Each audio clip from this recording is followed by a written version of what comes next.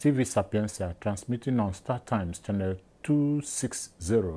Today is Tuesday, the 25th of March 2025. My name is Joe Igbo. In our news headlines this afternoon, the President Bola Ahmed Tinubu has flagged up the construction of the access road to the second Niger Bridge. Some constituents of Kogi Central Senatorial District have submitted a petition to the Independent National Electoral Commission (INEC) for the recall of Natasha Akpoti-Odoaran, the suspended lawmaker representing the district in the National Assembly. The federal government has said it will arrest individuals and organizations involved in the unauthorized printing of National Identification Number or NIN cards. 9 out of the 12 inmates who escaped in yesterday's early morning jailbreak at the Federal Correctional Center, Katun Kalfe, Kogi State, have been rearrested. Now the details of the news. President Bola Ahmed Tinubu has flagged up the construction of the access road to the second Niger Bridge leading from Delta to Anambra State. At the ceremony, the president assured that the project will boost trade, enhance connectivity, and improve road safety for communities in Delta State and the Southeast region. The president, represented by the Delta State Governor Sheriff Oboroweri, reaffirmed the administration's commitment to accelerating infrastructural development as a catalyst for economic growth. Oboroweri emphasized that for Nigeria to emerge as a global economic powerhouse, modernizing infrastructure was crucial. The president appealed to motorists to exercise calm and patience and cooperate with the contractor during the construction process, reaffirming the administration's dedication to completing major projects inherited from previous governments. The Minister of Works, David Umahi, assured Nigerians of continued progress on critical infrastructure.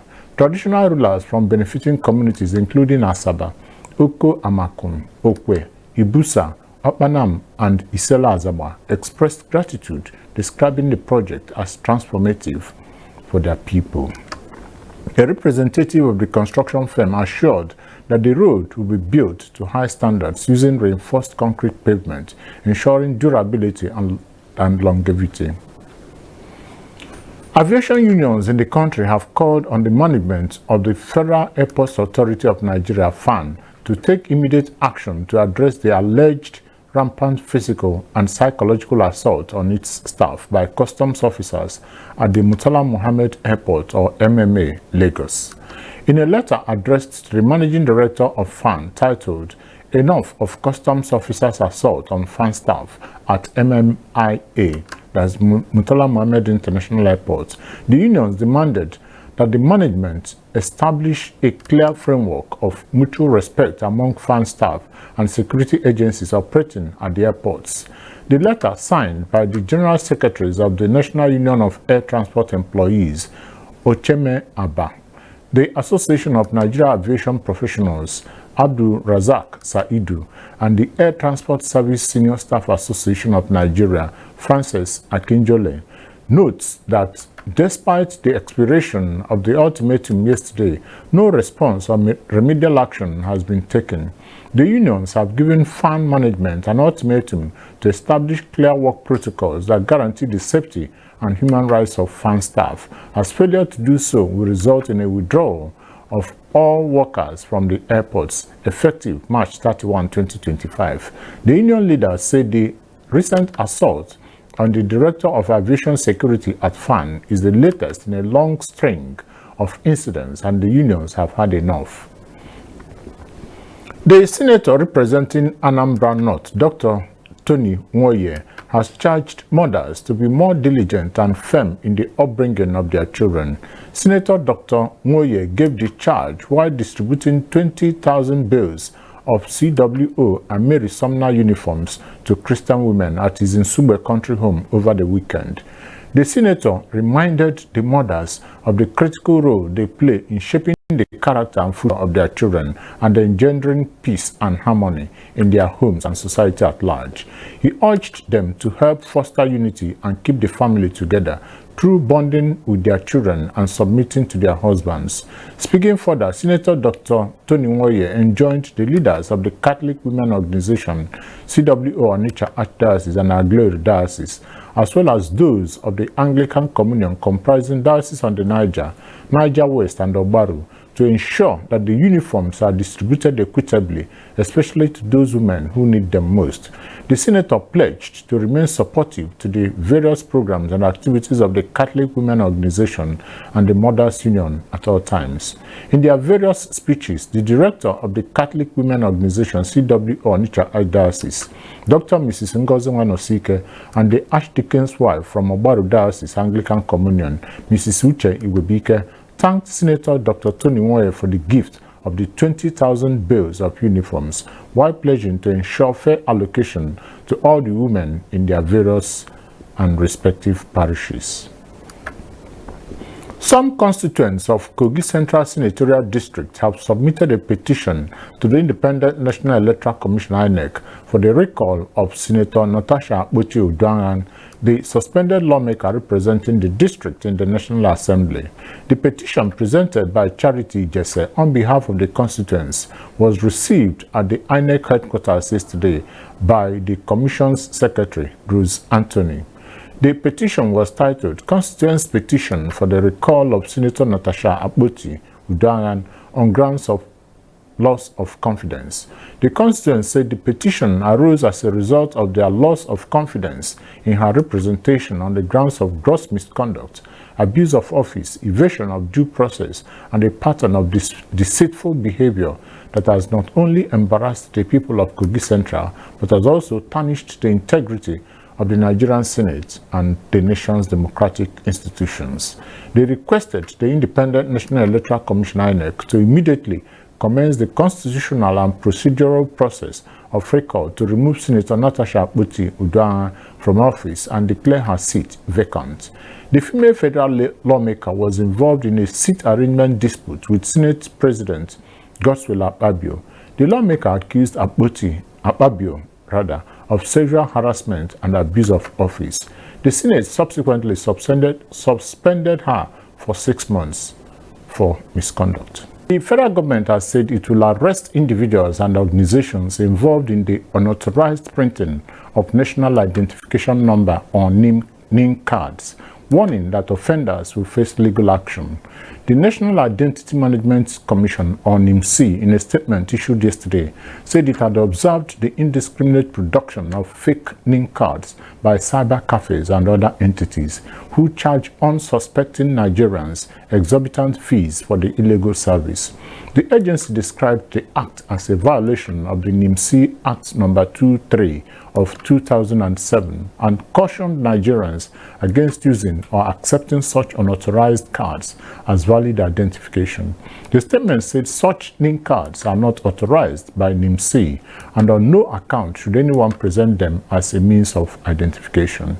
NIMC reiterated that the NIN slip remains the only valid proof of identification and must be verified before use. The federal government has promised to pay the backlog of the new 77,000 Naira monthly allowance to members of the National Youth Service Corps, NYSC. The federal government increased corps members' allowances from 33,000 Naira to 77,000 Naira in September 2024.